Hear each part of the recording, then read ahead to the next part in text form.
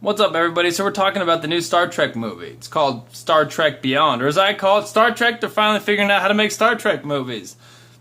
Excuse me. That's some Rick shit.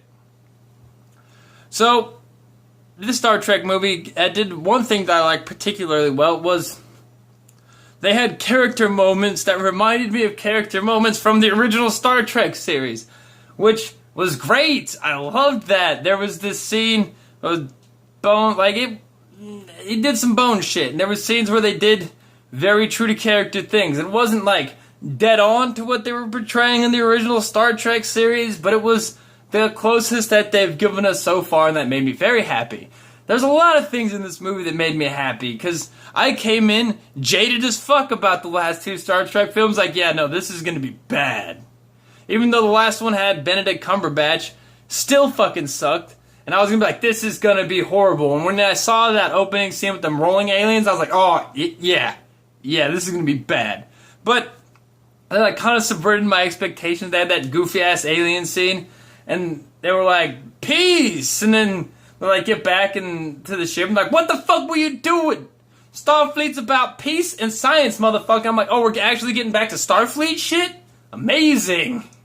So that made me happy. That they're going back to doing Starfleet type stuff, like science and political things, because that's basically all Star Trek was science and politics.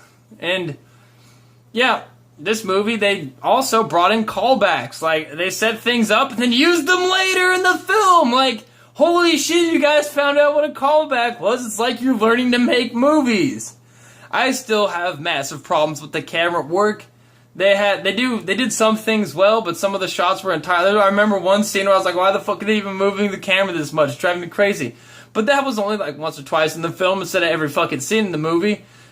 And while it wasn't a fucking Akira Kurosawa film in the way that they directed the camera and the characters, it was still not enough to make me angry. So overall, I really enjoyed watching this movie. I had fun watching it. I didn't have a headache afterwards.